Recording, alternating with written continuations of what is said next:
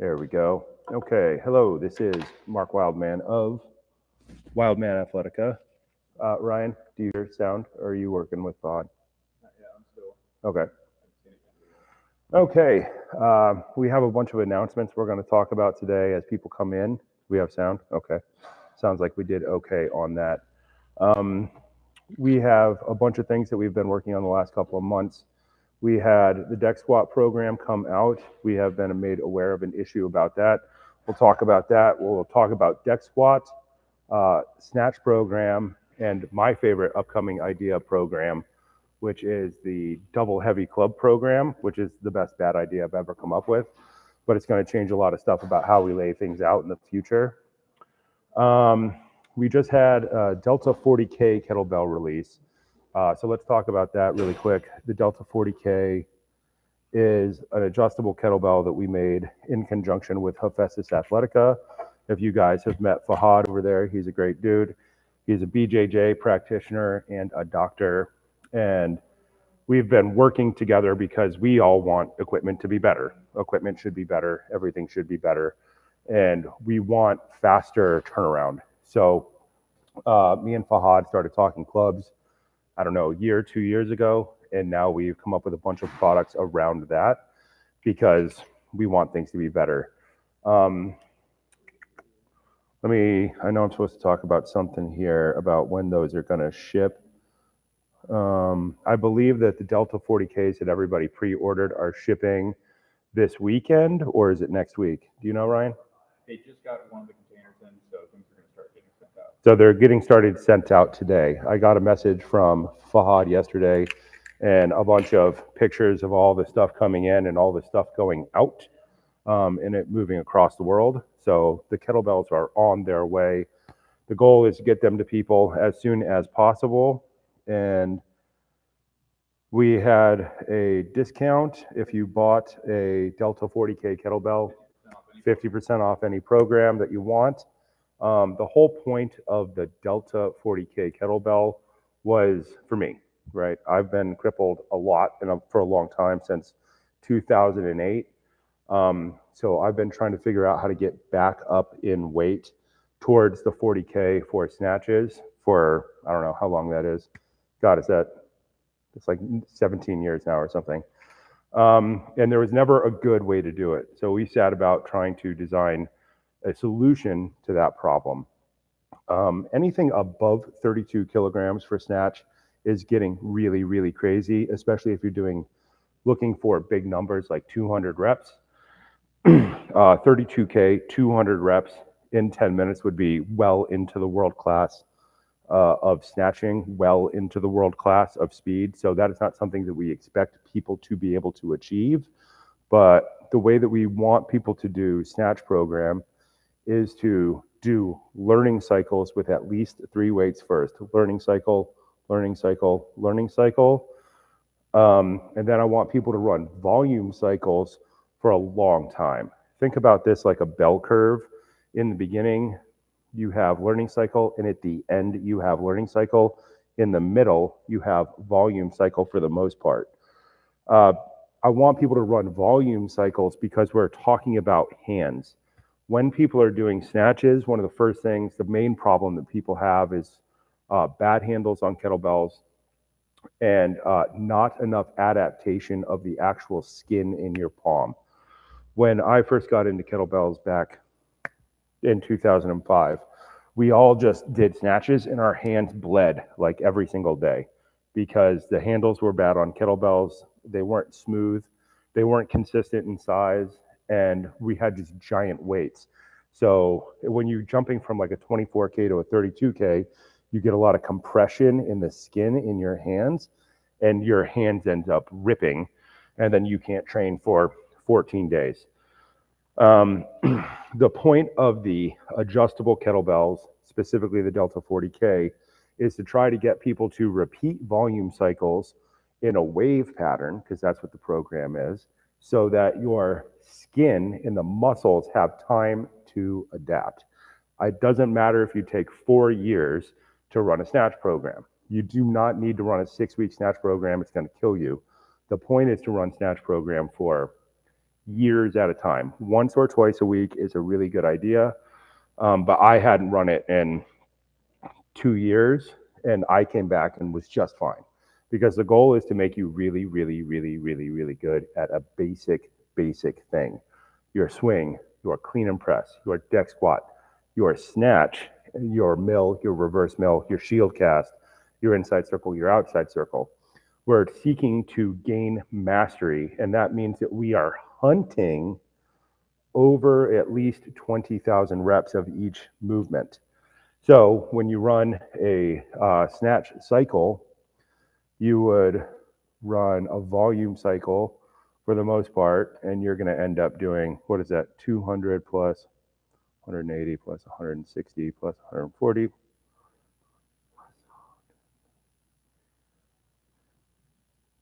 You're going to run at least 1,000 reps with each weight. Pretty easy back of the envelope math. So if you can run through 20 weights with small jumps, then you will achieve 20,000 reps of training.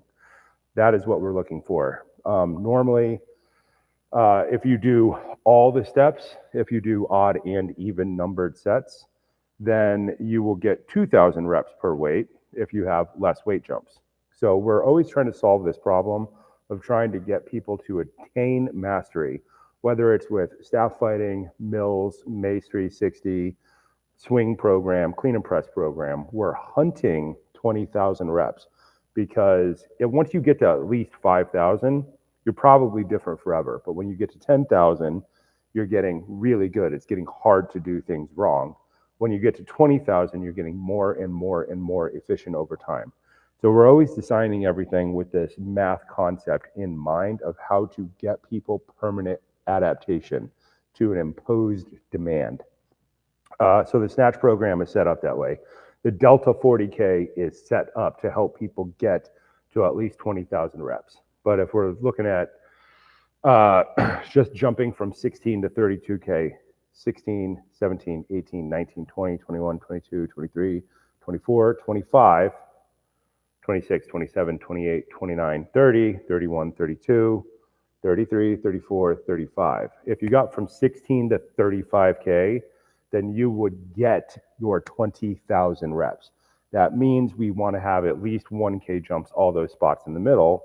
And once you get above a certain point, maybe above 28, you're going to want to go to the half K jumps because it does become very, very hard to chase this amount of volume with this amount of weight. It is a lot of work capacity load. So Snatch program is coming up. When we think about our Snatch program is out, it is broken up in the app into separate programs because of the limitations of the systems of what we're trying to do. So there's Snatch Classic, which is half K jumps and tracking math to go all the way up to 48K, which is absolutely insane. And then there will be a Snatch Learning, which is going to be the beginning of training and the end of training. Probably the beginning of training when you're brand new, you're going to run learning with at least 3 weights. We just put tracking in for every single possible weight because we don't know what weight you're going to start with.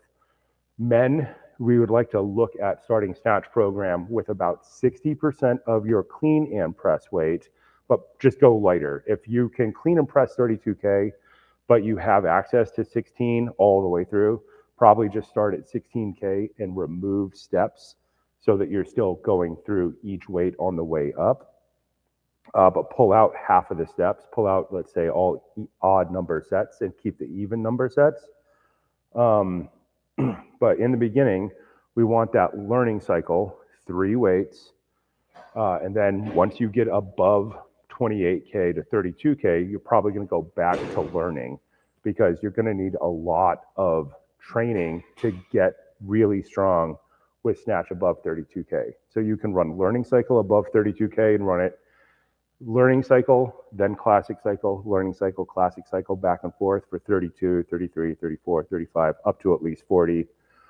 We also came up with the poison pill, which is the weight kit that we're selling with bells of steel so that we can add more plates so we can chase 48K. But just so you know, the poison pill, we call it the poison pill because it is it's hard on the body. Getting 4 plates in there changes the center of mass of the kettlebell greatly, and then we're finding it's pretty hard on people's wrists. It's an affordable way to get another, what is that, like 64 kettlebells above 32K.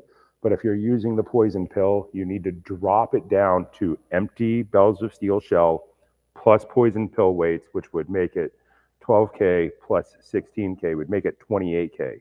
And you're going to drop all the way back down and run snatch from 28K up. So 2 solutions to the same problem. I'm always trying to design better solutions. So we have the Delta 40 and we have the poison pill. But what we are doing is chasing that 40 kilogram snatch, because that suddenly makes your math, like barbell, pretty interesting. 32 divided by 40. So if you get to running a volume cycle with 40K, that means 32K becomes your 80%, your 80% forever, because we're raising our max, thinking about this like Olympic lifting. Same thing, it makes your 24K, take 24 divided by 40, and now 24K is your 60%. So now we'll make your 80, we'll make 32K your 80%, instead of having 32K be your max weight ever.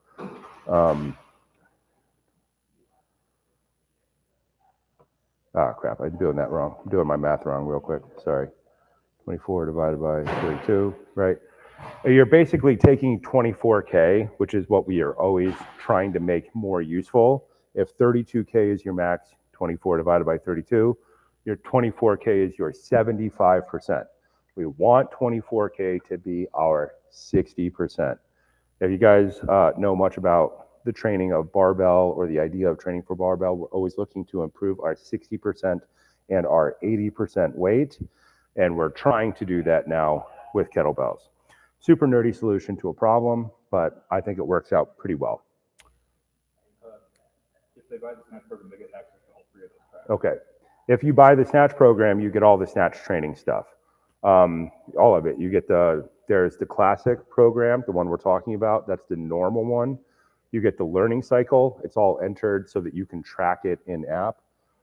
It's not the best solution, but it's the solution. And then we have adapted, which is where we take and we stretching out the breaks between sets. So instead of it being every minute on the minute, it's every 90 seconds on 90 seconds. And that one was specifically designed for people like me who've had a ton of injuries, and we would like to try to live a little bit longer and walk when we're 75. So if you have availability of less weights, you can go and do the adapted so that you're running a weight so you can adapt to it with more break, and then you can go back into classic and run the same weight with less break. It's allowing you to take every weight and stretch it. So if you have an adjustable kettlebell, you have a perfect path. If you have just the weights that are available at your gym, you now have the learning that you can do, the classic that you can do, and the adapted. You would do it learning, adapted, classic. Classic is the one people are going to use the most. It's the center of the bell curve, but we're providing options for whatever weight gear you have, because that's what I always wanted when I was young. Somebody to actually tell me how to do this stuff and live through it without bleeding every day and dying. What else do we need to talk about? The latest from Fahad: received 1 truck today. 2 trucks got pushed to Monday because of weather, so shipments will start Monday. Okay, shipments from Hestus will start on Monday. Apparently there's a big weather event at the warehouse, and that has delayed the outgoingness of a bunch of those big boxes. So they were supposed to start shipping today, but they'll be after the weekend because of the weather. Okay. We talked a little bit, we talked about Snatch program. I want to talk really quickly about double club. So in club training, we have our 3 paths of club training. We have 2 hands on 1 club, where we're chasing at least 50 pounds for your core movements. We have single arm club, which is your sport throwing pattern and your violence striking pattern. And we're shooting for at least single arm 30 pound for that. And then we have double club, which means one club in each hand. It is the most advanced form of club training that we're going to talk about. But think, if you have a 25 in each hand, they add up to 50. So you should be well above two-handed 50 to try to even do something like double 25. So our double club program is really fun. I've been testing it now for a couple of months. It's absolutely a blast. What we have are 20 workouts for each weight, and this is done in the 1.25 pound jumps. Same thing, we're going to have people run, we're shooting for at least 10 weights for people. And once again, it should be, you're going to start at somewhere around 50% of your single arm weight. So if you are single arm 25 pound club for mill and reverse mill, then you are going to start around 12.5 pounds. We have the two engineered solutions for that as well. We have the 8X and we have the Deltas, the Delta Cadillac clubs that we made with Hestus. You'll notice both of those have 1.25 pound jumps. So you can go 12.5 and there will be 20 workouts in there. And then you will go 13.75 and there will be a different 20. And then there will be 15 and there will be a different 20. So there are 60 workouts, non-repeating workouts in double club, so that if you, no matter what weight jumps you have, if you have 2.5 or 1.25 pound jumps, then you still don't end up hitting the same workouts for a while, right? It's just a nerdy math design strategy to help people get better and stay more engaged with training. That one's coming out. I'm super proud of that one. I'm having a blast running it. Here's the thing, when you're running double clubs, you're probably gonna have to drop all other club training. All other club training is probably gonna have to go away for a while because it is incredibly hard on your elbow joints. So you can do it 3 days a week and you would like to alternate heavy light, but you're not gonna run double club and heavy Mace 360. You're not gonna run double club and two-hand basis of strength. You're probably going to end up killing yourself unless you're incredibly, incredibly, incredibly good. So what I always wanted when I was designing this was double club to go with something like Snatch program. Double club, it's all based on 90-degree arm order position, and it is all club stuff. So as opposed to kettlebell stuff, we call kettlebell stuff because it moves front to back for the most part. Use a tool for what it's best at. Barbells, best for pure strength. The problem, of course, is super heavy weights. You need a fancy floor and it's expensive. Kettlebells move curved linear, usually front and back. Clean and press is moving in this front to back movement, behind you to in front of you to overhead. And club moves this way, like throwing patterns or like outside, like violence patterns for the most part. So running something like double club opposite snatch is pretty cool because they kind of solve each other's problems. Snatch is tractioning your elbows and helping you actually recover from something like double club, which is really, really intense on the elbows. So that program is coming out. Ryan, have you heard anything about the edits for double club yet? No? Okay. It's 1/3 done. It's already 1/3 done in the app. It's just not released yet. I'll have to check and see where we are on the rest of it. It should not take long to finish. I hope to have it out by the 24th. I'd like it to come out on Christmas Eve just because I think it's fun. Yeah, but that one's super fun. So me personally, what I'm doing right now is I am running Snatch and double club. My double club is actually the heavy part of my training.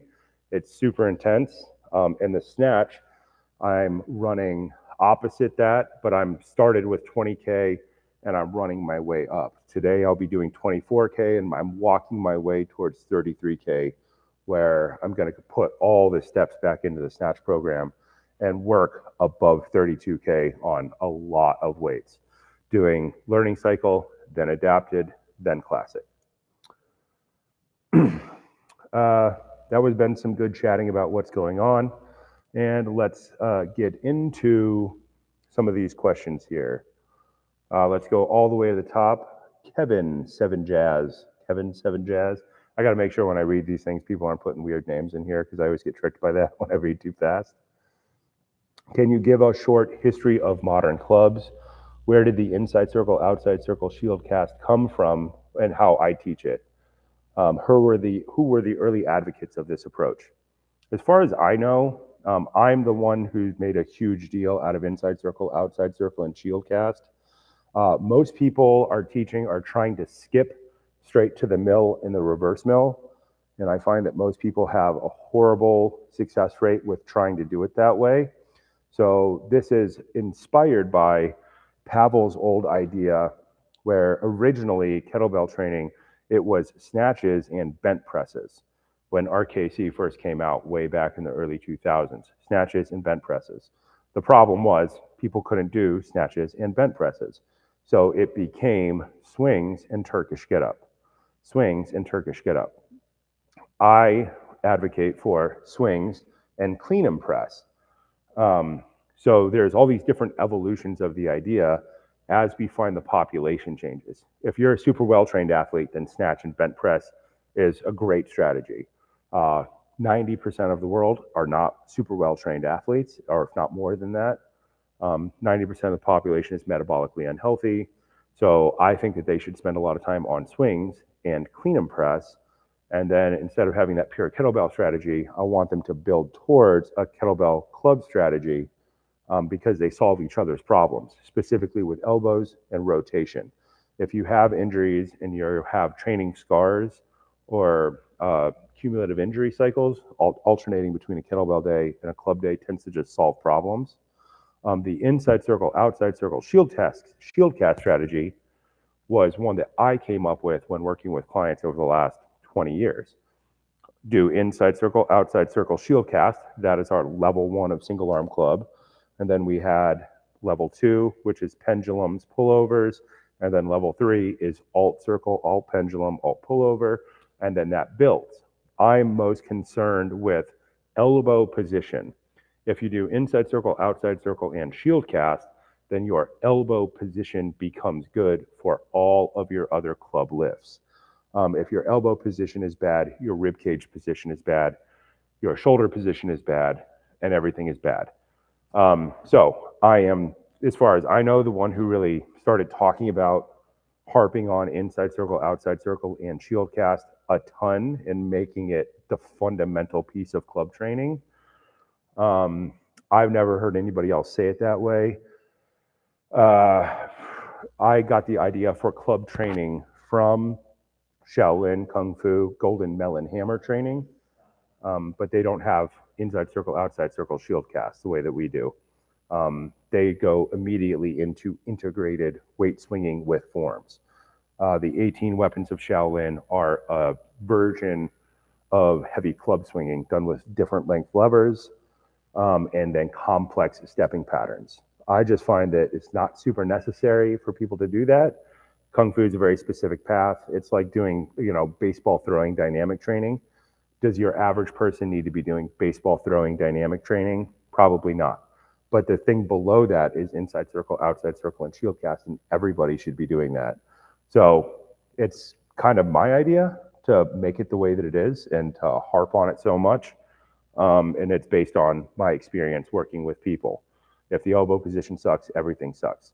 And then integrating that with kettlebells is how you get people to train more consistently. Kettlebells one day, clubs next day. Kettlebells create traction of the elbow. Clubs create the 90-degree tension. Joe Batters would like to hear about apocalypse training. I don't know if we have time to talk about that today. Apocalypse training is just a very simple idea. It comes from an article I read like 20 years ago. Gosh, what was that article in? I can't remember. If the world ends, you really want training equipment you can take with you. You'll notice we already do that. And we're working on that every day. So if you're a Wildman Athletica athlete, you already are doing apocalypse training, whether we call it that or not. We decided not to call it that a lot in public or name any programs like that because we figured it would just terrify people. But like the Delta 40K is the perfect solution for the apocalypse. You have every weight you could ever need. It weighs 40K. It doesn't roll around in your truck because it's got a flat bottom. You can strap it onto things. If you have two of them, you have an infinite amount of useful movement training. And clubs and mace. If you do clubs and you do mace, then your fundamentals of weapons handling is incredibly good. Whether it's longsword, if you do single arm club, now you're equally strong with both hands. Now you can learn to actually do things like machete fight, or do sword and shield, or do machete fight with one hand and shoot gun with another hand, which is all stuff we would like to do in future apocalypse seminars if we ever find a place where we can actually do that stuff without getting in a ton of trouble. That's our main problem. It's finding a place to do a lot of the stuff we actually want to do. You'll notice the staff seminars are the base version of apocalypse training.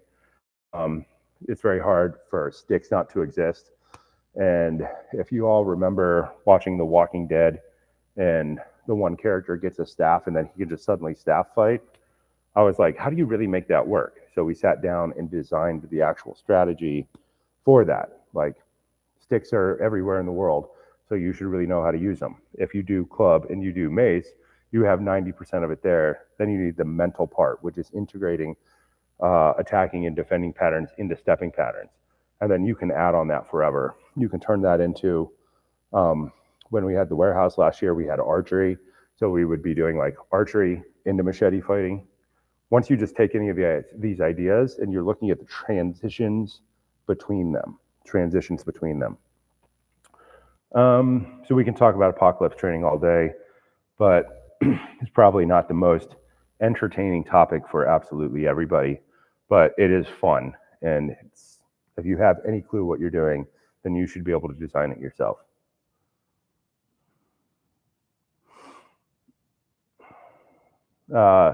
Joe Batters is asking another question about loaded carries, how to program them, how much distance, the weight to start, and work up to 32K enough. Absolutely. So here's something that's really interesting. Yeah, the reason I don't talk about loaded carries all that much is because I tend to do it in my daily life. So a lot of people do farmers carries because they don't live on a farm. You know, if I go out to the barn and I muck stalls and I carry a wheelbarrow and I carry it out to the back of the field to dump it in, it's, I don't know, 200 yards. So I'm going across on level ground with it. And how heavy is it? It's heavy enough. So I tend not to talk about loaded carries because I tend to always, let me try this.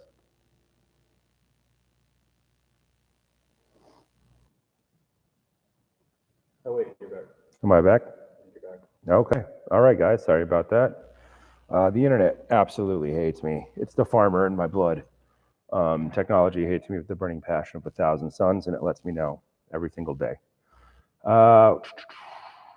We were talking about loaded carries. We want people to work up on loaded carries in weight. Pick whatever distance you have available to you, 50 yards, and start working your way up to it twice a week. The goal is because of getting a 40K kettlebell and walking our way up to it is it becomes 15K, becomes your, what is that, 37%? I just did the math, but I don't know if anybody saw it. Just take 15 divided by 40, and that would make it 37%. So the goal is to make useful weights light enough that you can carry them for long distances. This is something that I heard about with Gear Voice sport athletes when the wall came down, the Iron Curtain came down, and they were wondering why the rushing guys, when they started cross-training with everybody, could do farmers carries forever. And it was because double kettlebell clean and press allowed them to turn the weights that they had to carry in ammo cans into a 30 to 40% weight. Cool. Let's get down to the bottom of the chat here. I'm going to start reading some more questions here. That was a good one. Look for yellow super chats. Sergio Cortez, 8418. Due to an arm injury, Sergio is unable to extend his wrist extension. TGUs are not possible. I've tried to do light kettlebells with my wrist straight, knuckles supporting on the weight, but it's not comfortable. Thoughts? This is one of the reasons that Turkish Get Up Master is there, is to allow people to break down putting your hand on the ground with small amounts of load. So Turkish Get Up Master is my strategy for getting people to do Turkish Get Ups, where we break it down into a bunch of little pieces so we can find the holes, whether it's elbow, wrist, or whatever, and start to work on it. You'll notice in clean and press, you should be in neutral wrist the whole time, and you should be able to avoid this entirely. So that's one of the reasons that I took it from swings and Turkish Get Up to swings and clean and press, because I found that over the last 10 years, a lot of people have wrist injuries, and they have bad wrists from either carpal tunnel syndrome or some types of injuries that's not allowing them to recover.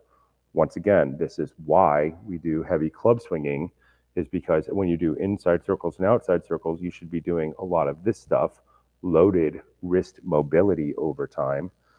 So it should be swings, clean and press, because you can lift a ton of weight without ever putting your wrist in extension. And then you can do inside circles, outside circles, and shield cast, which will help you rehab your wrist, your elbow, because these two things are almost always connected, and your shoulder at the same time. And then you do something like Turkish Get Up Master, where you can drop the weight all the way down towards 12K and work on things like ground engagement, so you can work on a gentle loaded stretch of the wrist.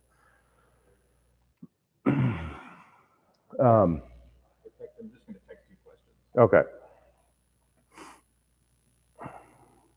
We are finding a better way to do questions here.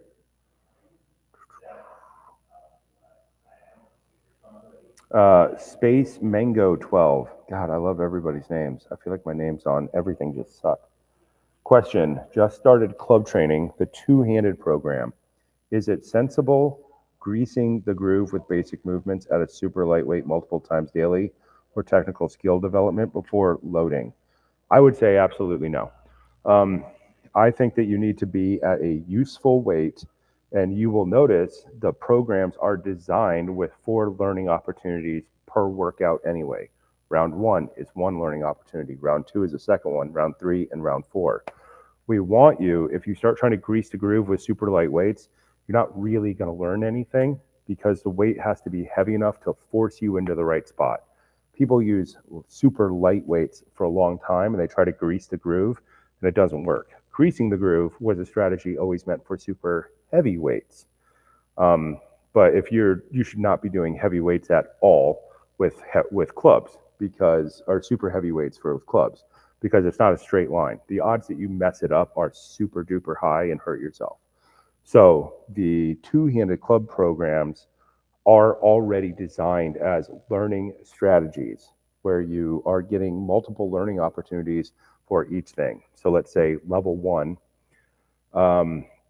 you do level 1, and there are 4 learning opportunities per workout, and then I would like you to repeat level 1 6 times with the same weight. 4 times 6 is 24. So you should get 24 learning opportunities. Level 2, level 3, they're all built on each other. So you'll be getting 24, 48, 72 learning opportunities if you just did levels 1 to 3. And then we would like you to repeat it with a bunch of weights: 15, 20, 25, 30, 35, 40, 45. Minimum get to 50. So you're going to be getting 24 times 8 learning opportunities.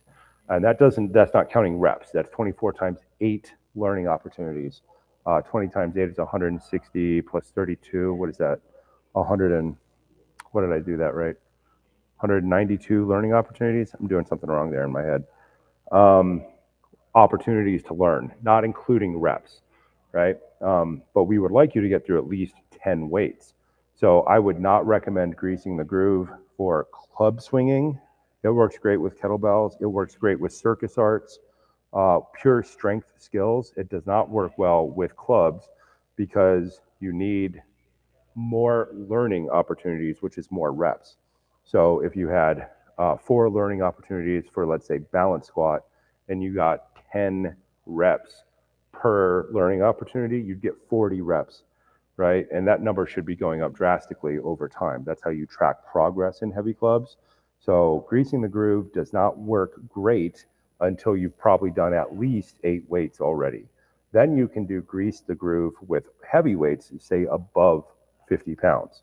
But if you just try to go out and do grease the groove, it tends not to work well at all. Here's a question from Silva Piri. How do you know if the Delta 40 kilogram kettlebell and bells of steel poison pills integrate with each other? They do. The Delta 40, you can slap the poison pill plates on them. I did it with my prototype ones. It fit fine, but I was using the prototype for the poison pill and the prototype for the Delta 40.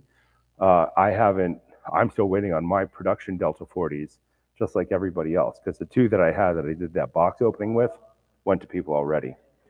As far as I know, they integrate. You will need much, much longer bolts in order to make that work. You'll notice that the poison pill has an add-on threaded internal central screw adapter to make it stronger. What I did was I got those bolts and I got them in, what was that? I think 100 millimeters, 10 centimeters, so that I could give a lot more lockup, because the poison pill, 2 plates on the poison pill are about that thick. So I needed the screw that I already have, which is not big at all. What's the screw in the normal ones? I think it's 30 millimeters. And so I was like, give me at least 70, but I really want the longest central thread that I can to lock it up as much as possible to keep things from moving around. These are very, very heavy weights. Once you start trying to put 2 of those plates on there, you're pushing the delta to 48K. Once again, you're moving the center of mass out. But I haven't tried to fill the 40K all the way up with 2 poison pill plates on it, because the thickness of the interior plates in the Delta 40, the 6K plates are going to run into the poison pill plates. We are going to work on a solution for that in the next year, but I know that they will lock up together. I just don't know how much weight you can get in the Delta 40, because I only had the prototype plates. I didn't have the production plates. So they will lock up. You're going to want a new central screw, but I don't know how many of the plates will get in there, because the 6K plates in the Delta 40 are very big and heavy. Rip Dime 1351, single arm club question. When do you start doing level 2 to 4?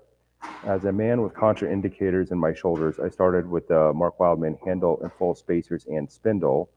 Should I push up to 15 before going to level 2 to 4? I think that's a great idea. The single arm club program, if you're really messed up and you have contraindicators, we keep you at level 1 for a long time. So he started with the Mark Wildman handle, spacers, and spindle. So he started at 6 pounds. And then he can run level 1 and do 6 pounds, 7.25, 8.5, 9.75, 11 point, whatever that is, and walk his way up towards the 15. I would recommend doing that and working on the most important lifts: inside circle, outside circle, and shield cast, right? Once again, we were talking about this earlier. This is the strategy that we come up with. Level 1 is rehab and strength for pretty much everything. If you have a bunch of contraindicators mean injuries, things that are not working correctly, then repeat that level 1, and you're working on your standing structure and your rotation. If there's something wrong with your wrist or your shoulder, you're pretty much just doing wrist, elbow, and shoulder therapy as you get up towards the 15. So you're always going to be getting better and stronger anyway. Then when you get to 15, then go level 2, level 3, level 4, then go up to 17.5, and then do level 1, level 2, level 3, level 4, then go to 20, then go 1 to 4, then go 22.5, then go 1 to 4. So yes, that is a good strategy. Stick with level 1 until you get towards the target weight for starting the program, which is 15 pounds. Of course, that didn't used to be the recommendation because the 8X did not exist. We wanted the 8X because we wanted that built-in training phase with all of those super small jumps so that you can make people better, not worse. The problem with most equipment is if you're not already really strong, it doesn't work. It doesn't work. That is the point of the 8X. That is the point of all of the adjustable kettlebells that we've made. You can start light enough that you don't get hurt, and you can run it and walk your way up towards the target weight. So you get learning, you get more neurological adaptation for the movement pattern, you get better structure, breathing, and movement, and you start so light you don't get hurt, and you learn to succeed instead of learning to fail. Kevin Kramer. Kevin Kramer is a lifelong trainer who just started using clubs and kettlebells. What programs to start with? Two-arm or one-handed club, two-hand club. What he's saying is two-handed club, two hands on one club, or a single arm with the club, and what program with the kettlebell? He has an 8X adjustables up to 53 pounds. So from a training perspective, we usually have people start with the two-handed basis of strength program, run levels 1 to 4, because as a trainer, you're going to find that that's going to be the most useful material that you're going to have. Putting two hands on allows people to learn how to succeed instead of learn how to fail. But when you do the basis of strength, you have your standing rotations. This is where we're really starting for. If you're a trainer, go ahead, start at the 15, probably 15 pounds.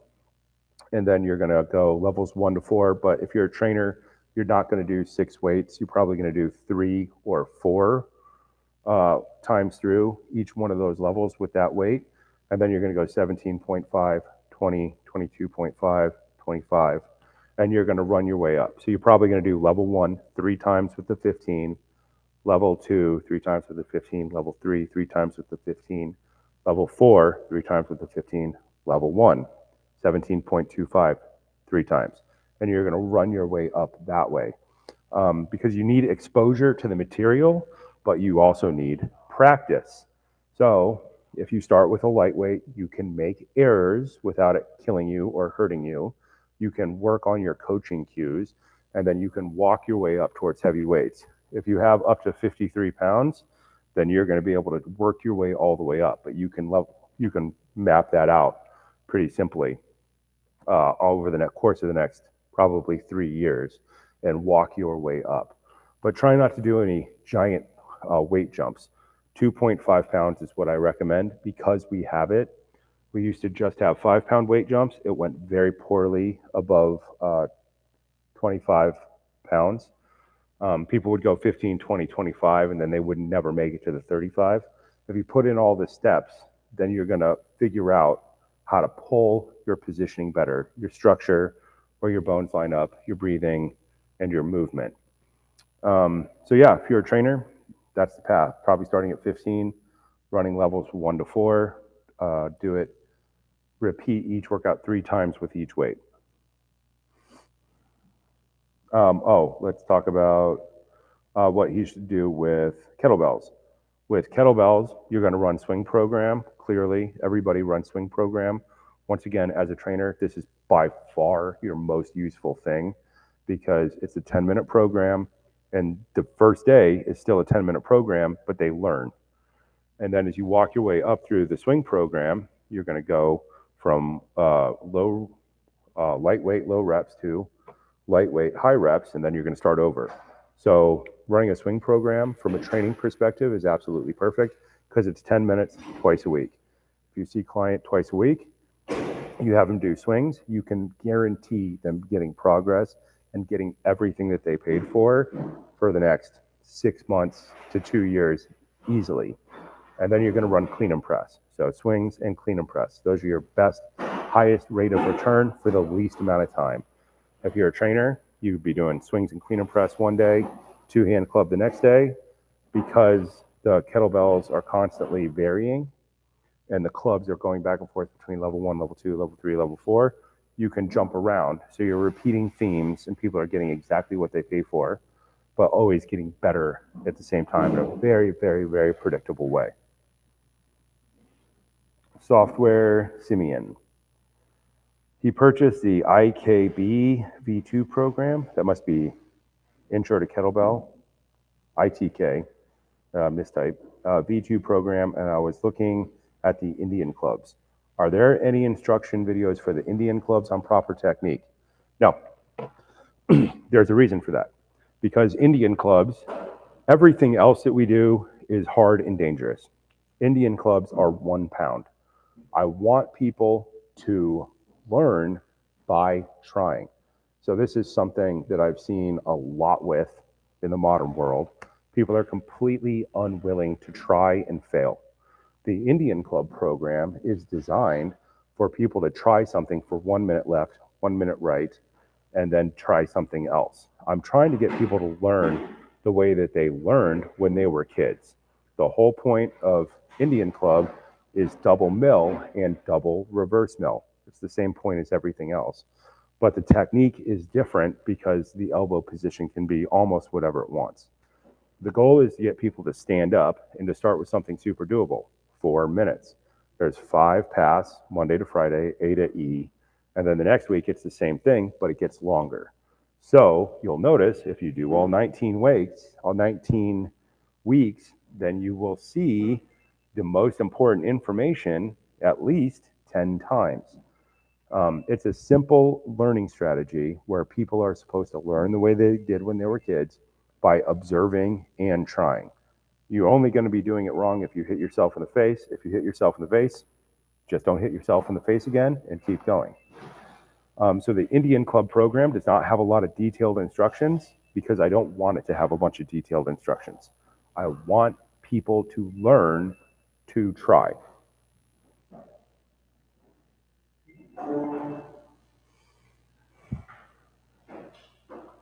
Roshan Raban 415. What is the best way to integrate the 4 kettlebell programs? Swing, clean and press, Turkish get up, snatch. Swing and clean and press on day 1, AB, that's an A day. Swing and clean and press on 1 day, and then Turkish get up the next day, and then snatch the 3rd day. It's an AB program, and you can run it 5 or 6 days a week. Swing is going to go up in weight fast. Clean and press is going to go up in weight slow. Snatch should be 60% of your clean and press weight. And Turkish get up master is actually probably your lightest weight because it is the most complex. So swing and clean and press 1 day, Turkish get up the next day, snatch the next day, start over. Simple idea, doesn't mean it's easy, right? You're going to get a ton of variation in there, right? Because the Turkish Get Up Master program has a bunch of levels. So that is really your huge amount of variation in there because it varies so much level to level. E Adventures 2838. A 49-year-old that hates to work out in the gym. Welcome to my world. I'm getting into kettlebells. I need to lose my gut. I love to drink. I need help. Do you recommend full body every day for a few days a week? I recommend all kettlebells is full body all the time. That is the reason it has a good effect on your metabolic conditioning because it is varied every day. So what you'll notice is kettlebell swing program is a different pace breathing structure than the clean and press program. It's a very, very different structure from a Turkish get up program. Is a very different structure from a kettlebell program or from the snatch program. So I recommend you run it just like that. That's a pretty classic way to do it. Swings and clean and press, Turkish get up. They're different. You're going to use different weights. Swing is going to ascend rapidly. That's why everybody does swings because it's 10 minutes twice a week and you chase weight really quickly, which gives you a ton of benefit in the least amount of time. You'll notice inside the swing program, the number of reps each day inside the minute vary. This changes the way your metabolism works. There is a point to how we design all of our kettlebell programs because if you stack them all together, they never are using the same exact energy system in the body. That's why kettlebell have a good effect on people's metabolism. If you get an adjustable kettlebell, you can start with a lightweight and you just start cranking up, right? You also have an exact amount of time for each workout. Swings, 10 minutes twice a week. Turkish get-up varies between 9 minutes and 25 minutes, so you know where you can put them in. I worked in Hollywood for years. Everybody I trained drank a lot, like a lot. So they drank, but they ate really good food. So there was a trade-off. They would kettlebell and club. They're all different metabolic formats. And then if you need even more kickers than that, then you would throw in kickers like ab training or bodyweight training. And there's so many there's so many metabolic protocols in bodyweight training as well. Bodyweight training, the main one, the mean, evil, super evil one is the Tabata 2010s. The Tabata 2010s. So if you have like swings and clean and press one day, those are two different energy systems. Then you have Turkish get up, master. That's a different energy system. Then you do bodyweight Tabata 2010. That's a different energy system. So you're kicking the living crap out of your metabolism when you structure things that way. That's why we did it that way. It's because I originally was doing this with circus performers who drank nonstop, and for actors who drank nonstop, and for models who drank nonstop and smoked cigarettes and lived on coffee. So yes, I think that that's the way that you should do it. If you pick almost anything and you pick the time frame you have and you start at the beginning and you start running that program, you'll notice all these programs have their own math and their own goals and progress at different rates. Get yourself adjustable kettlebell, get yourself adjustable club, start at the bottom and start chasing it. Swings and clean and press will do more for you than anything else. Swings, clean and press, plus two-handed club is like the basis of superhero training. Pretty simple strategy. Most of the people that I trained stopped drinking so many mixed drinks and they stopped drinking beer entirely. And they went to tequila was super popular. Clear alcohols are the best because they have the least amount of sugars in them. Or a lot of whiskey. People drink a lot of whiskey. Whiskey and water as opposed to whiskey and Coke. I'm the realistic thing here, but then they would eat really good food. So you eat steak and eggs, and then try to limit your drinking down out of the work week. If depends on what your work week is, of course. I didn't include it, but someone would ask me, if you want to tell a story about the time you fought someone. No. Jacob Carrick, 1182. I've heard you mention before that Mace is one of the original forms of yoga. Can you elaborate? Yes, Mace is the original form of yoga. Go to Asia, pick a spot, and go look at the walls, and go look at what's carved onto the walls. So we got the Beatles version of yoga in here. Hey Ryan, somebody's knocking on that door. There's two versions of yoga. There's like the hardcore warrior version of yoga, which is what yoga originally was. And then we got the Beatles version of yoga, which was a bunch of guys sitting around meditating because they didn't want to do anything hard. So there's different strategies to yoga, but just like there's different strategies to Kung Fu. Kung Fu originally all had weapons in it. Why? Because the world was super violent. So everybody who did Kung Fu learned straight sword, curved sword, spear, and staff. Pretty simple, right? If you used to do yoga, there were things like that in yoga. So if you'll notice in yoga, you have a couple of poses, specifically Warrior 1, Warrior 2, and Warrior 3. We talk about this all the time in our staff seminars because our staff seminar is taught as part of a yoga seminar. We teach heavy club swinging, steel mace vinyasa yoga with Summer Huntington, and staff. And you'll notice they all cross over in a very specific type of footwork. Mace is part of yoga. Think of yoga as being a philosophically different version of Kung Fu with kind of some weird postures in it. But Kung Fu, Shaolin Kung Fu, comes from yoga. It came across the mountains from India to the Shaolin Temple, and then the Chinese put their unique spin on it, which is a slightly different version of, am I using this word? Am I using the right word, Ryan? Ahimsa, nonviolence towards all living things, a yogic strategy, but that means you don't start fights. It doesn't mean you don't fight, depending on who you ask. So like Shaolin Kung Fu is a version of yoga. You'll notice the postures, the core postures are almost exactly the same. Warrior stance in yoga is mountain stance in Kung Fu.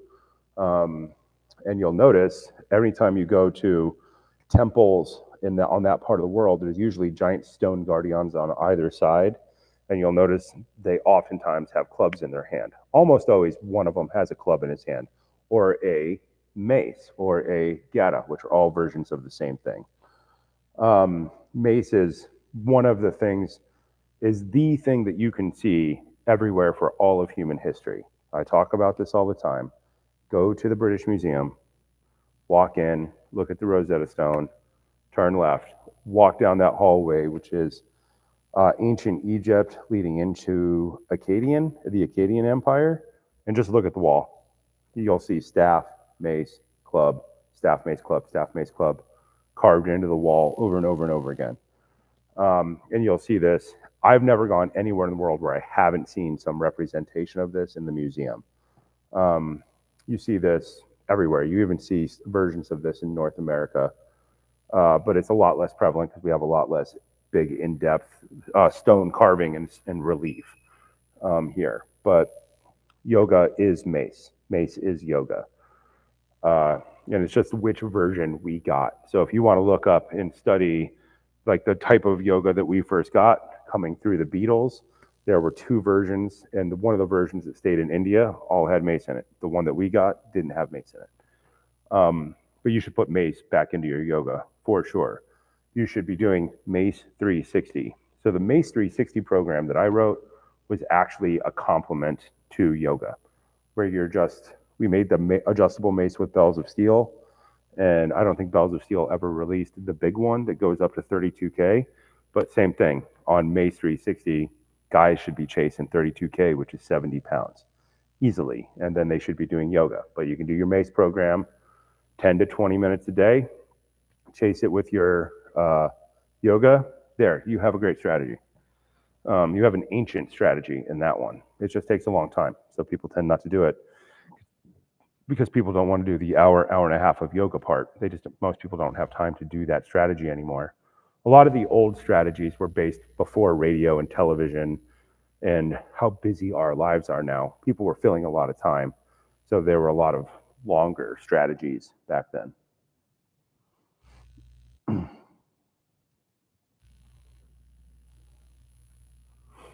And let me sorry, I closed my question thing here. Kevin 7 Jazz. What are the most typical elbow strains injuries you've seen with single arm and double arm club? What are any tips to avoid them and ways of working back from injuries? It's always tennis elbow. Most people, specifically gym athletes, people who weren't like gymnasts or circus performers or dancers, got super into bodybuilding.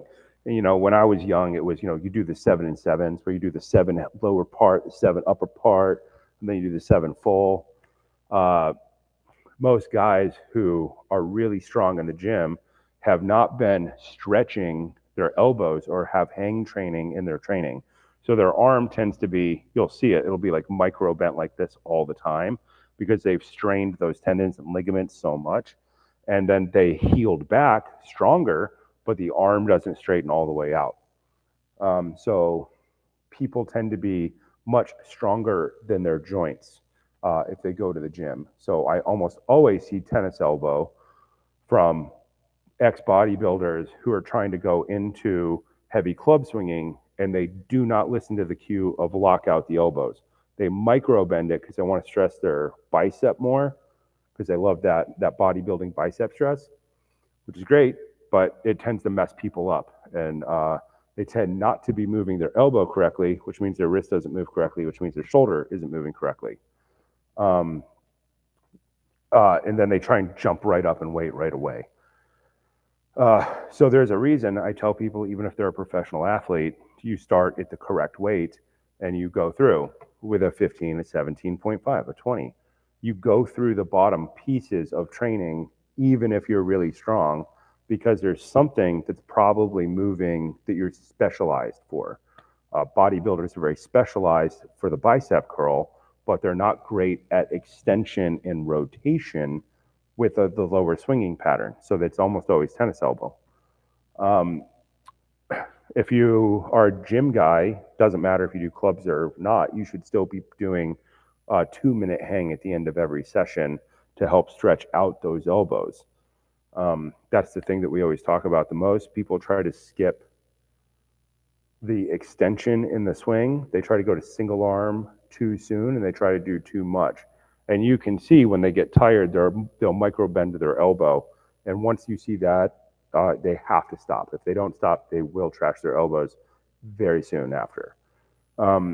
So usually people with less training are better at clubs because they don't have the adaptations to bodybuilding that a lot of the older, stronger guys have.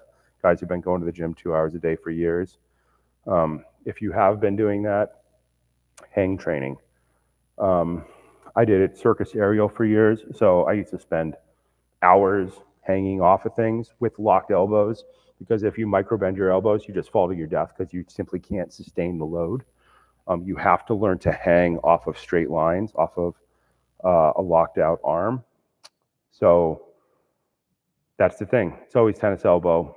That either comes from shoulders not moving right or elbows not moving right because they're so adapted to gym stuff. Very cool, right? We all love gym stuff, but I do see it causing people with a lot of problems. They try to skip a rotation. Usually when they rotate towards their left side, their body, no, usually when they rotate towards their right side, because most people rotate to their left well because they're right-handed. And then when they go this way, they chop the movement and they micro bend to their arms and shrug their shoulders. It's always elbows. We're always talking about combining kettlebells and clubs together specifically to help people avoid that, because kettlebells are traction. Most people aren't going to go spend years doing circus arts and hanging the way I did. So you can cheat that by doing kettlebell clean and press. Elbow traction. When you're doing clubs, you're learning the opposite. 2 related seminar questions. Van Ray K7D. I got to get better names for all my stuff. How was the move to Vegas? Any West Coast or Vegas workshops planned? We did not actually end up going to Vegas. I went to Vegas and it just doesn't seems like the economy there is going down really bad. And I was there and it was 130 degrees. And I realized that there's no way I was going to move horses to Vegas and have them live in 130 degrees. Because there's just no grass, there's no water for horses. So you can live there, but it's just, I think it seems a lot more trouble than it's worth. Second question, any East Coast workshops coming up? Yes, East Coast workshop. We are going to go 28th, 29th, Pittsburgh. March 28th and 29th in Pittsburgh at Legion. Same place we did our club seminar a couple months ago. Great gym. Everything's monogrammed. Super fun gym. And the trainer there is super smart. So we would like to do a kettlebell seminar there March 28th, 29th, right? 28th, 29th. March 28th, 29th. Make sure I'm saying that right. Is it up on the page yet? No. It's not on the page yet, but it will be. That one's nice. That coach is a good coach. He doesn't train like us at all, right? He's more of a collegiate athlete, but good training, knows good training. We just had a blast hanging out there last time and just nerding out and talking about training, different strategies of training. Ryan? Brian, that's right, Brian. Excellent coach. And a lot of the stuff he does mimics stuff that I learned in Kung Fu or things that I learned in circus. So when you see the same ideas coming in with different types of training, you know that there's a through line, there's an underlying idea there. So we're going to go back there and we're going to do a seminar with our probably Delta 40K kettlebells because they're going to be dope. That way people can come and do a seminar and get a kettlebell at the same time, which is what I want to do. Because I want people to try those things out and use them. They're pretty awesome. Rooted Mace 674. Any issues if you run Snatch program with a more sport style Snatch? Absolutely not. You can run sport style Snatch or hard style Snatch. What we think of as hard style and soft style is kind of doesn't really matter to everybody else in the world. I was just watching a ton of the championships for snatching, and I saw a bunch of guys pulling great numbers using essentially hard style snatches. I saw one guy just cranking 32K. I didn't write it down his name, but it was a hard style snatch. It was a single hip dip, and I was watching his minute 9, and it was a hard style snatch. I was like, there it is, hard style snatch. The reason I want you just to run 10 weights is because you're going to mutate somewhere between hard style and soft style if you just run that number of weights, because you're going to want to get more efficient. Snatch is about efficiency. You can do, if you're trying to go faster, then it will be more hard style. If you're trying to go more efficient, it might slow down a little bit. It'll be more soft style. Here's the great thing. The point is that you just run the program and you mutate over time. So I was running Snatch the other day and I found myself doing double hip dip, no problem. I like double hip dip Snatch. I'm not a big fan of it in clean and press, but I end up doing it a ton in Snatch after all these years because it allows me to pull stress away from my injured knee, but still keep up the speed. I do lose speed doing it, but it allows me to place less stress on my VMO. So yes, you can totally run sport style Snatch with the Snatch program. I just want people to start to run volume cycles. I want them to run the bell curve up and just hammer as many weights as they can until the point where they train and they don't rip their hand at all. And I would like people to try to get to the point where they can do 10 minutes of snatches with 24K with only nasal breathing, which I realize is a tall order for the majority of the population. So I'm doing my Snatch program now, and I'm trying to do it all with nasal breathing. After I had that infection in my skull earlier this year, you'll hear me breathe, and yet still sounds. There's a lot of whistling and things going on in there. So I'm trying to go back and retrain the Snatch with total nasal breath. I don't know if I can do it, but we're going to see how far we can push it because it's fun. Super G 3962. Tennis player. What kind of kettlebell club exercises do you recommend for rotation, hitting, and serving? Super right side dominant. Tennis players tend to be absolute monsters with one hand, and they have horrible turnout. They always have a lobster arm on one side, their tennis racket side.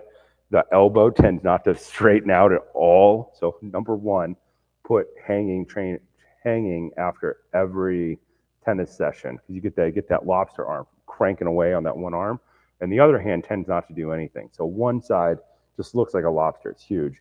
And the other side tends to not be in good shape at all. The other thing is their opposite foot tends to be turned out. It's the opposite foot of the same side foot. I haven't trained a tennis player in a long time. One of their feet tends to be just like this from the way that they hit and the way that they rotate their body. Clearly, you need to be doing inside circle, outside circle, and shield cast. And I would be building towards like outside hip snap pullover with single arm specifically. Two-handed club exercises would be 2 feet straight ahead, which is going to be really hard because one foot's going to be kicked out. And then it would be working on your side-to-side swings, parallel to parallel, with double elbow lockout, because you're going to have one super good rotation side and one side that doesn't rotate at all.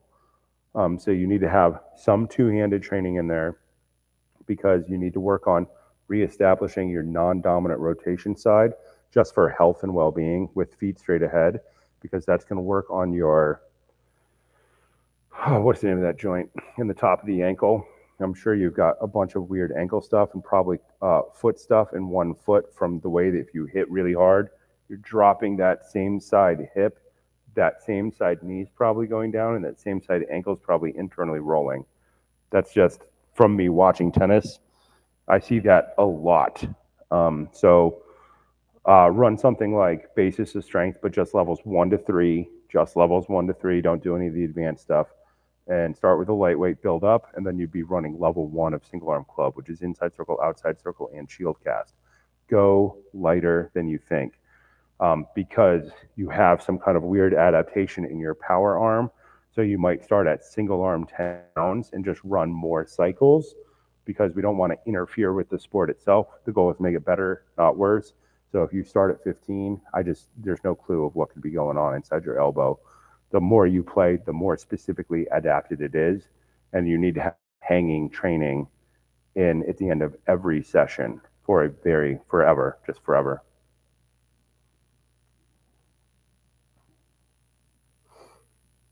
Omen Owl. Got it. Omen Owl. He notices that I wear boots during exercising with the clubs. Is this to prevent hitting your toes with longer clubs? No, it's just because I like boots. I wear boots almost all the time. I grew up on a farm. You never wore tennis shoes. I grew up on a horse farm. You never went into a barn without boots on, ever. Same thing. I worked construction for years. You never wore anything but boots.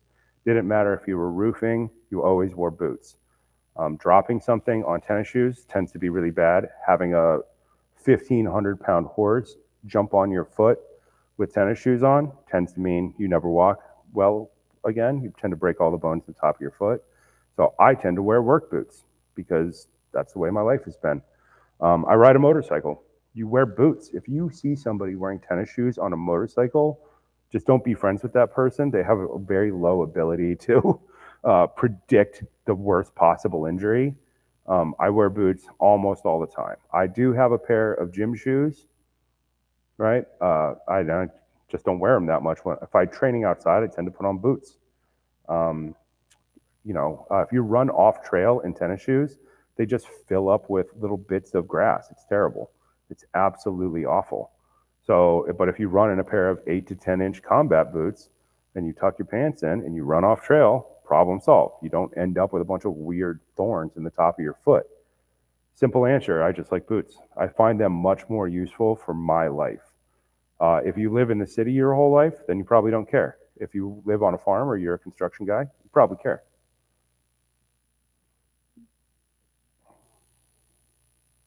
Adam St. Joseph, are we supposed to move up in weight before moving to the next level in two-handed club?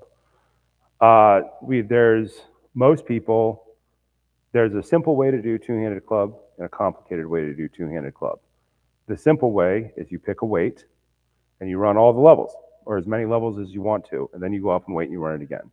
If you want to get better faster, we have what's called perfect path, right?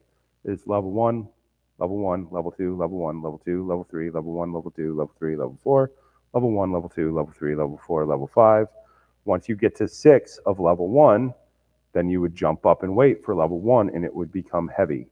There's a bunch of complicated ways to do this. I find that people do whatever they want anyway. I write perfect path all the time, but I'm writing a perfect path for perfect equipment. Most people don't have perfect equipment. We're spending a ton of time and energy developing perfect equipment. Adjustable Delta 40K kettlebells. We're trying to create perfect equipment so that people can do the perfect path. We're trying to make it affordable, accessible, and doable. So the answer is you can do whichever one you want. If you only have a 15-pound club, then you'll notice we put 7 levels in basis of strength. Not that we expect most people to do all 7 levels. Most people will spend most of their time at level 1, 2, and 3. And then they will go to the higher levels, higher complexity, when they don't have more weight. So we always think of this as you can either go up in weight faster, but it requires more money because you have to have more clubs, or you can go up in complexity. Those are always your 2 options. And it's always an economic concern, an economic consideration. Guys, for the most part, we're trying to get you to chase heavier weights. If you're a supermodel and you're a runway model, then we're trying to get you to chase more complexity. Most people will be somewhere in the middle. And I don't know if anybody's visualizing my graph here, but I am graphing this in the brain. So the answer is, which one do you have? If you have more weights, then if you're a dude, we'd like you to spend more time at level 1, 2, 3, and 4 and work your way up in weight.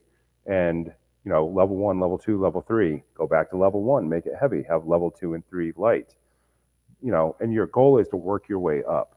There's a whole thing in the two-handed club book called Perfect Path, and that's all labeled out in there up to, I think, 5 weights. After that, you should be able to figure it out. But it's a question of what do you have access to. If you have an 8X, then you probably want to go up in weight sooner. So you do not have to finish all of them before you go up in weight. We try to give everybody a path, an optional path on how to do things based on economic concerns, how much do they have, and how injured they are. If you're more injured, you add more complexity. If you're very healthy and you have more money, then we add weight.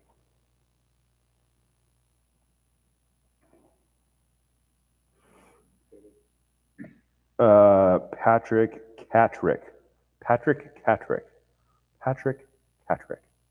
I got to come up with better names. These names are always so much fun to say. Programming question.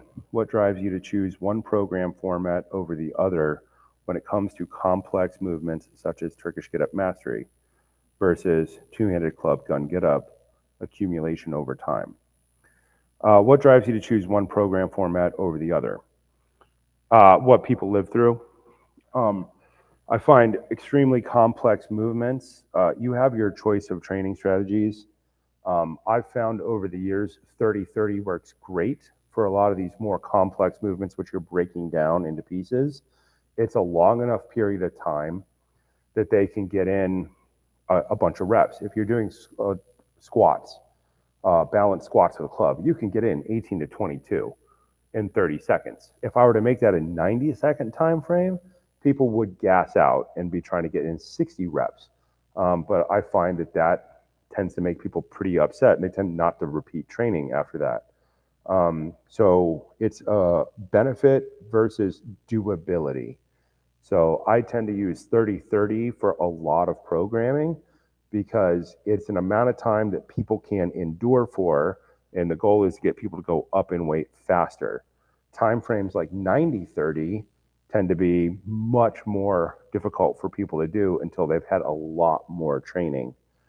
Asking somebody to do 90-30 and maintain good structure over time tends not to work. Their structure, their breathing, and their movement tend to disintegrate, which means they're learning to fail, which means they're going to get hurt.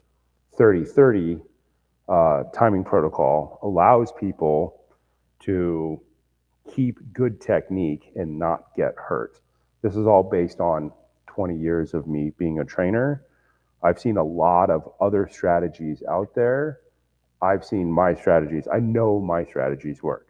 I know they work. I know that they're repeatable, and I know that they apply to 99% of the population.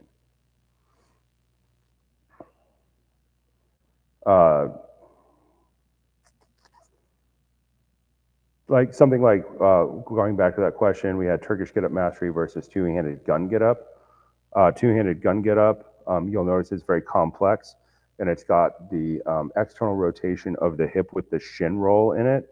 You're going to end up with 3 to 4 of those in 30 seconds. If you try to make somebody do that for a different amount of time frame, they tend to overload, it gets worse. But something like external rotation and knee roll could be dangerous if you really messed it up. So I'm using time strategies, which I know work just from 20 years of me doing it and teaching it.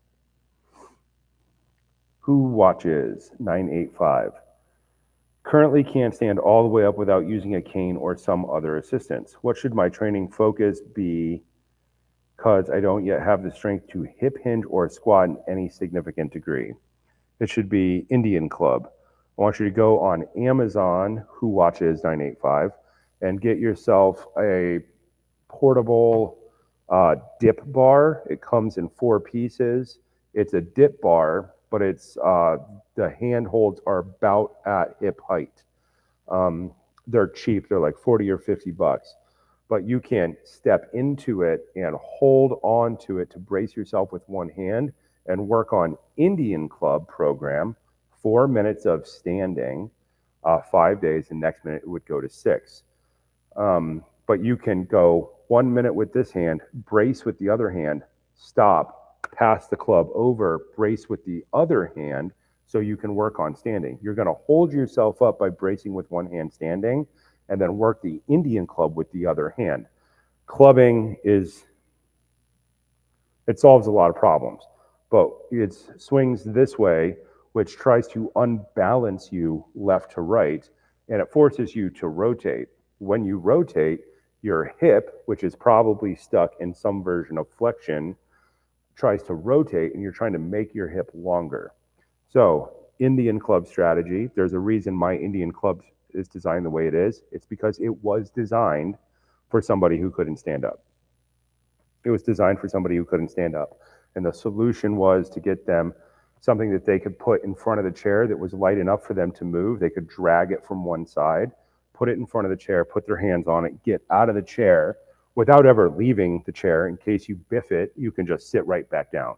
So it was designed for a buddy who was sitting in a recliner, and he could put this dip bar in front of him. It's a continuous U, so it's one piece. He could drag it over with one hand, put hands on it, stand up, do 1 minute, 1 minute, 1 minute, 1 minute, alternating hands, and work on his standing. But it's not just try to stand up, which is what I've seen a lot in physical therapy, which I've seen not work at all. It's giving people something to do while they're doing it, which distracts them, and it helps them learn to shift side to side. And then they have the safety of the brace. And then if they're going to lose it, they just sit right back down. So I would say Indian club. And then I would follow that up with, you'll notice in ITK and in TOI, there's also the integrated club track, which is inside circle, outside circle, shield cast, which once again, you could be sitting in a chair just like I am now. Put your hands down, get up, put your hands on the support, do inside circle, change back and forth, and run the whole thing. But when you get tired, you could just sit right back down, right? That one right there. Amazon Basics Strength Training Dip Stand Black, $47. Yeah. Yeah. Did you share the link? Can you do that? Yeah, that one. We're going to share the link in the chat right now. $47, Amazon Prime Basics. Super good piece of equipment. I have mine. It sits in the basement of my house. I highly recommend you buy that thing. That has been the most affordable solution I've seen. That's been the most affordable solution I've seen to that particular issue. But Indian Club was written for that. Single arm club integration track was written for that exactly.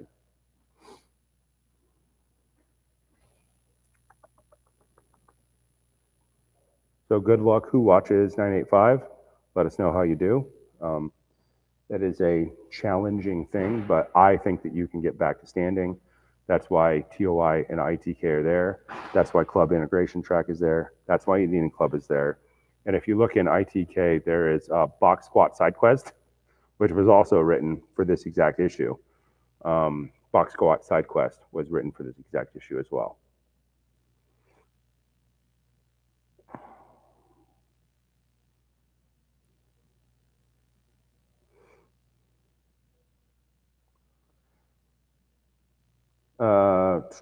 John Kenny, I'm not sure what your question means. How do you feel about a program for recovery, including Bells and McKenzie, including Kettlebells and McKenzie technique? Is that what that is? Somebody remind me of what McKenzie technique is. I'm thinking about McKenzie technique. No, I'm thinking about the one that the equestrians use, which is not McKenzie technique. Which one is that? So many names. I can't remember them all. We'll have to come back to that one, John Kenny. I don't fully understand that question. Rooted Mace 674. He remembers from a previous question and answer me talking about a path for teaching certification of Wildman Athletica. Can you provide any additional updates or information? Yeah, we have people who already have the requirements out there. There's a level 1, 2, and 3. They're all based on physical requirements. The kettlebell one is the requirement. So let's do club first because it's easy. It's mill and reverse mill. It's 15 pounds in, did we make it 16 minutes? 100 left, 100 right, 100 left, 100 right, 400 reps total. It's the same test as you go up. It's 15, 20, and 25 pounds. The time frame goes up as it goes. For the 25 pound, I believe it's 22 minutes time cap, no setting it down.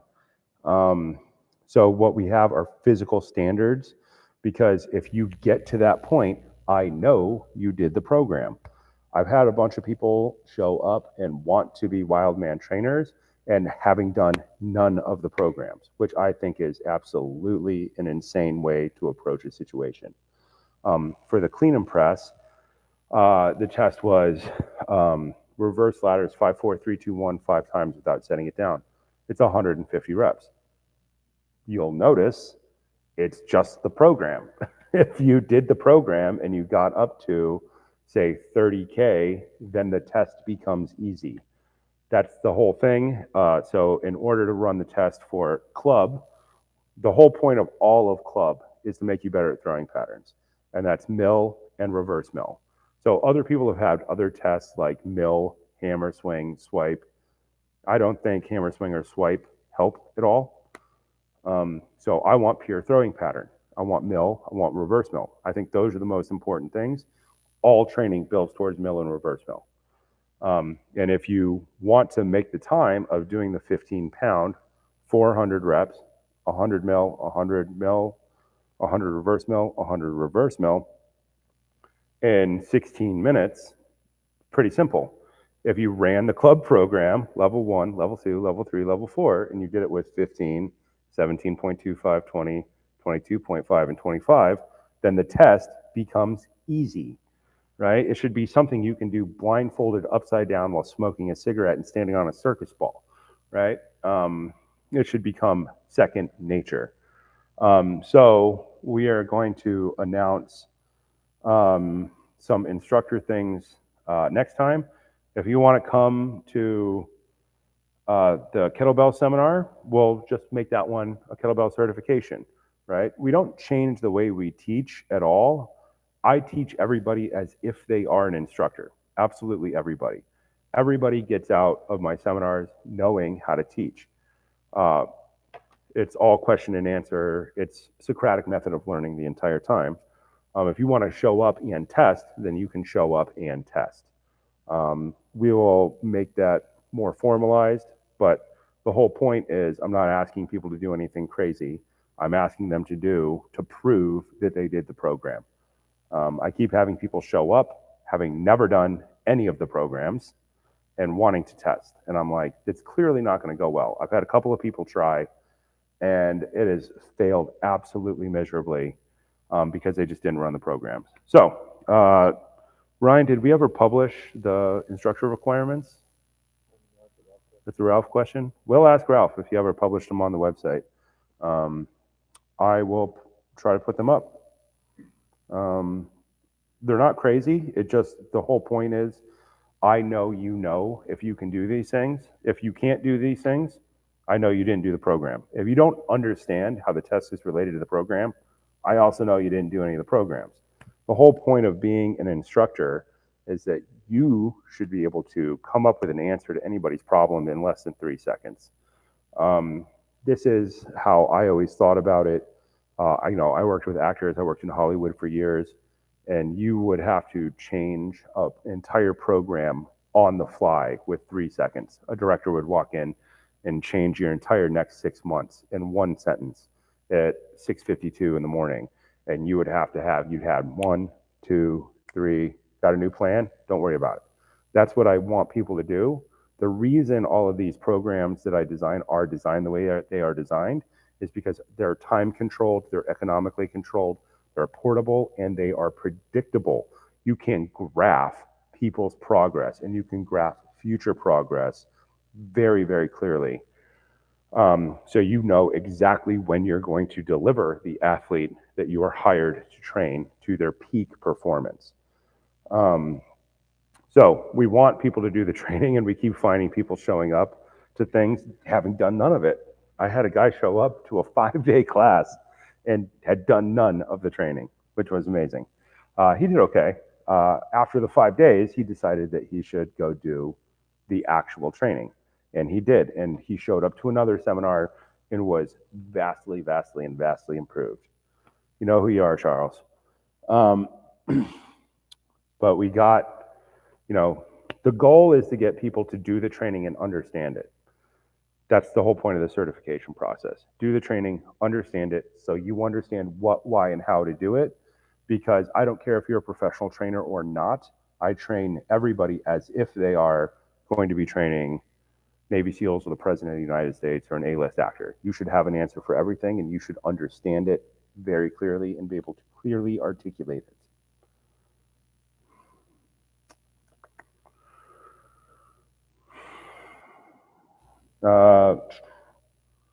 Kevin Jazz 7. Many of us have the 8X adjustable club, which gets you to 25 pounds or so. If we switch to the Hestus clubs for heavier weights, how would you recommend the weight progress models? 8X is still the absolute best solution for people who've been super injured because it goes all the way down to 4.5 pounds. So getting the Wildman kit is the best answer for about 90% of the population. Hestus is, I think of 8X as like it's an F-250 truck, right? It'll kind of do everything you need, but it's not a race car, right? Think of Hestus Delta clubs as race cars. They're Cadillacs, right? They're Cadillacs, and you're going to take them to Willow Springs, and you're going to try and do lap time, right? You can do it with 8X. 8X is great. Just like you can take an F-250 to Willow Springs, which is a racetrack, I don't know if anybody knows, in the desert, and you can try to do lap time with it. If you can do it with a F-250, you can do it, right? Very cool. But the Cadillacs, the Hestus, are designed to be faster. I would tell people to get their 8X, and then I would tell them to start getting deltas. If they have 8X already, I'd have them get deltas starting at about the 20, 25, 30. The double club program, we shot and wrote the whole thing for double 8X because it's the only way I think double club is survivable. But I'm running the double club with the double Hestus deltas. And I started with the 20s because my single arm standard weight is like 35. So, 50, 60% of that is 20. So I'm running 20, 21.25, 22.5. And then right now I'm running 25 and 26.25, which is absolutely bonkers. I do not recommend that you run lighter weights. So if you have 8X, I would start getting Hestus clubs probably above 20. Those double 8X are going to be super useful when you get to double heavy club, because most people are going to start probably at double 10. Double 10, double 11.25, double 12.5. Double club is nasty. It's extremely nasty. Hayden Pratt, how would you recommend volume cycling heavy club box squat to boat pose? I would run, how heavy are we talking here, Hayden Pratt? Box squat to boat. Are we talking with a front flag in there? I would run heavy club box squat.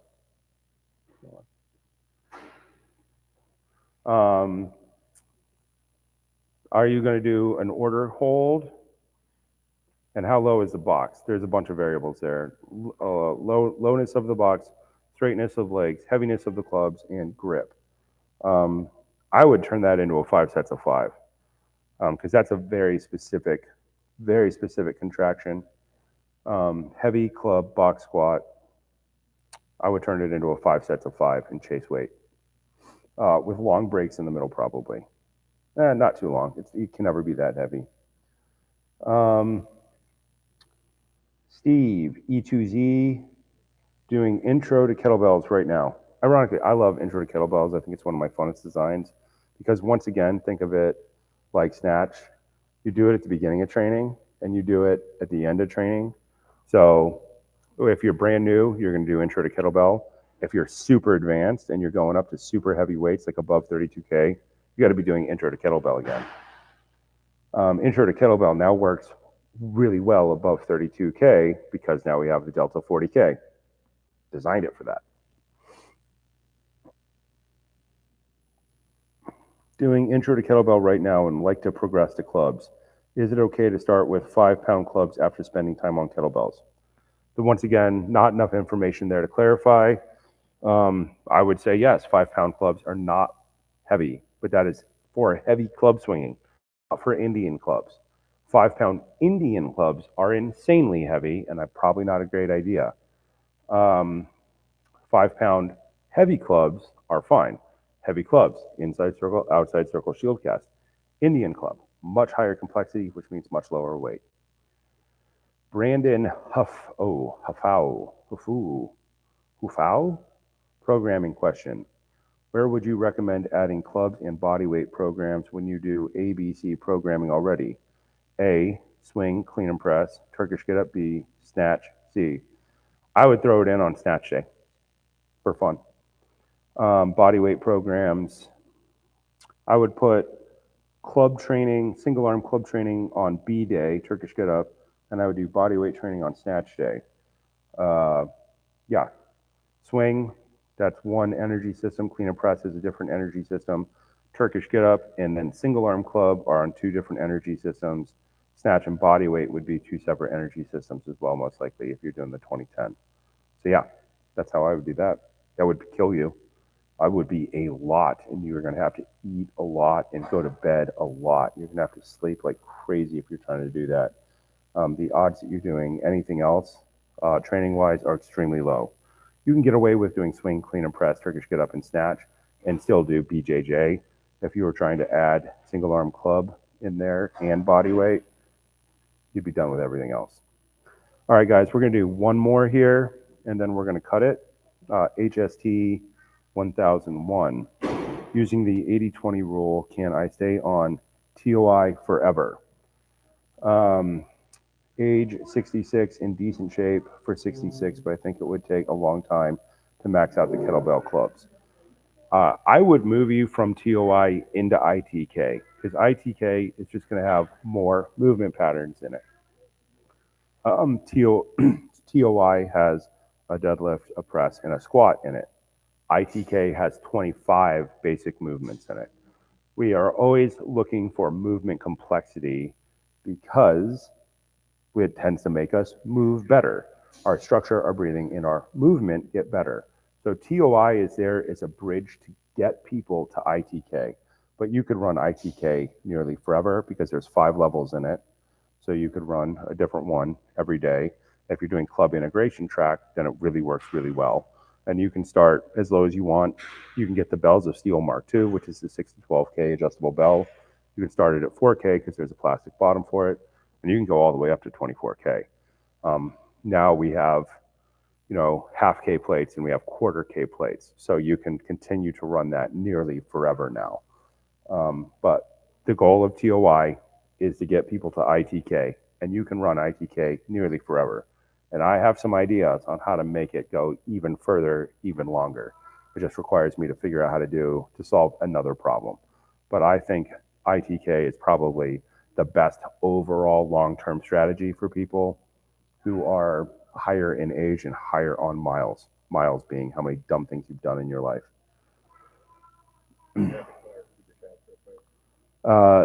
Thirsty Pierre. Thirsty Saint Pierre. I don't know how to say this. Best travel workout gear. In 2006, won't have access for 6 months. He has a 4K and 8K bell, but don't think he wants to bring those on a plane. Best workout travel gear is 8X. You're going to get the most out of it because you can run 2-hand club and you can run single arm club, and then you'd be doing body weight training. 8X specifically goes into a Pelican 1510. Get the Air case. The old case is a couple pounds heavier, so you can get a whole nother weight plate in there. If you get the air version of that, it's carry-on size. It's got wheels on it, and it's got a roll-up handle. It stays locked. I've never seen it bounce open. You can padlock it, but you can set it at, you can get it right up to 49 pounds with a handle in it and a bunch of weights in it and maybe a weight sleeve if you get the air version. And then you can run two-handed club, single arm club in bodyweight training. And it's small. It's not oversized and it's not overweight. Although you can fill those boxes up. If you want to fill it up to 70 pounds, you can. That just means you're going to have to check more. It just gets more annoying to drag around. But if you set it at 49 pounds, weigh it at home before you get in the car, so you can pull out a plate if you need to. Or you could throw more plates in another bag. That's still your best overall travel solution. The 8X is going to get you so much variability. It's crazy. And it's small. You don't have to go to oversized baggage claim, which is super annoying everywhere in the world.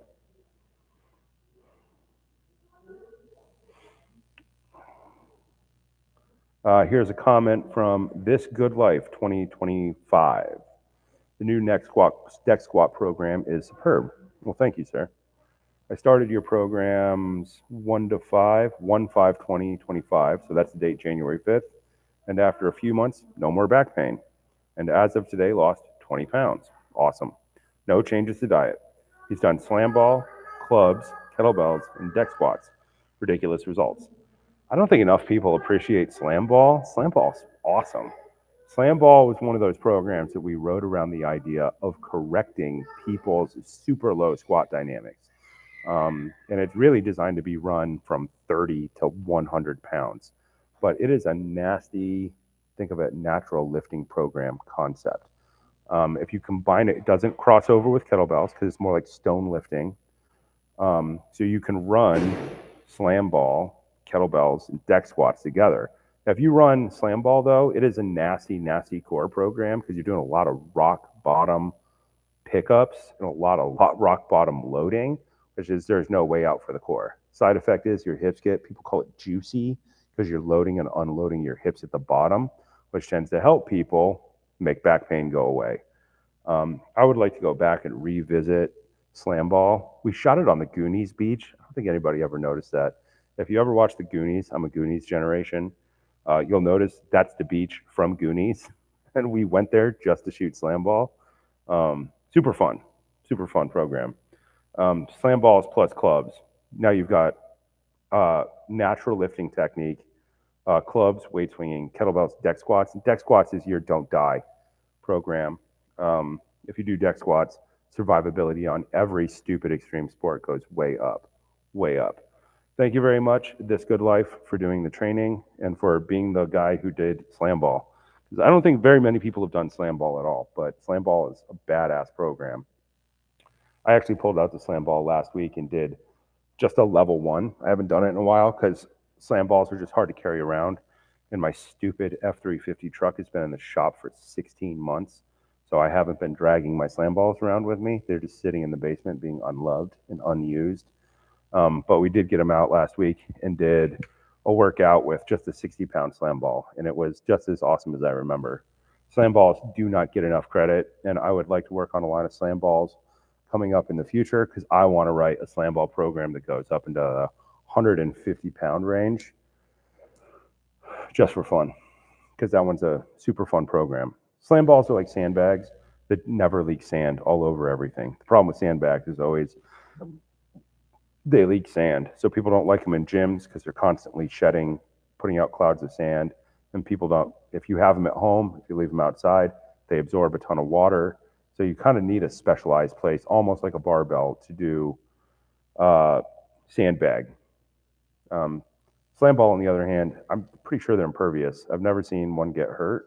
If you cut it up, I'm sure you could hurt it. But you can leave them outside for quite a while. And they're solid rubber, so they tend not to degrade. And they tend not to hurt the environment like a sandbag tends to. Excellent. Thanks, guys, for coming to our live discussion today. I hope we answered a bunch of your questions.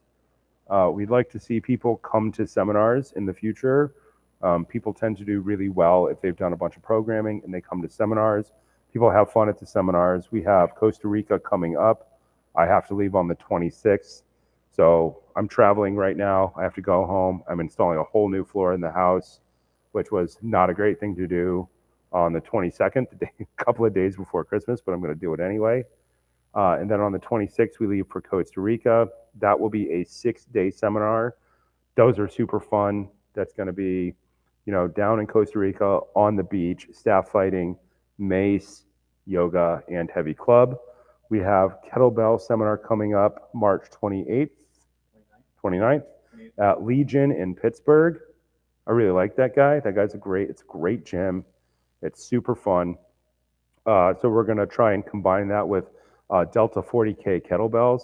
Come to the seminar, take your Delta 40K home. And then we have the week of the 20th in April, we have a 7-day in Bali. 7 days. 20th to the 27th in April. Yeah, that one's going to be awesome. We're trying to make these more fun over time because the whole point of doing training is to do fun stuff. And going to the other side of the planet and staff fighting in a forest or something is fun. It's cool. It's a story that doesn't really go bad. So we would like it if people came to training. We will try to get our certification requirements up. We did it. I just don't know if it didn't get put up or whatnot. The whole point is the certifications is that you show up and we train everybody as if they're a trainer. It doesn't matter who you are. You learn to, we try not to just talk at you. We talk with you, and nobody gets out of any of our seminars without being able to clearly, verbally articulate the answer to every question that I can come up with. That's the point. Over the years, I've gone to a ton of seminars and instructor certifications where nobody ever asked me a single question, not once in the entire seminar. And I was always shocked by that. So it doesn't matter if you want to be a coach or not. You're going to come and you're going to learn to clearly articulate why we do things the way we do things. And we can talk about the economics of everything and everything else. Why do we make the choices we make is incredibly important. And I don't think enough people talk about that. Snatch program, Classic is up, is learning up. It's going to be up tomorrow, I believe. It's up in mine, but everything's up in mine. I'm unclear on whether or not they're boiling out through yet. There's like time for, computer magic to do computer magic. 50% off any program. If you buy the dopest kettlebell you're ever going to have, the Delta 40K, still the coolest thing. I've been wanting that kettlebell for 17 years. Finally got it. Took a while, but we got there. Now I've made my other $50,000 worth of kettlebells completely irrelevant. But now you don't have to spend $50,000 to learn what I learned. You can just get the good thing. As long as you don't throw it in the ocean or something, it's probably going to be around for a long time. I don't think you can hurt it. If you threw it off a building, you could probably hurt it, but don't throw it off a building. You shouldn't throw anything off. You shouldn't throw any of your kettlebells off buildings anyway. Happy holidays. Happy holidays, everybody. We're traveling. We're going to try and stay up on everything. Go out, do fun stuff. Go on an adventure, get good equipment, make your life better.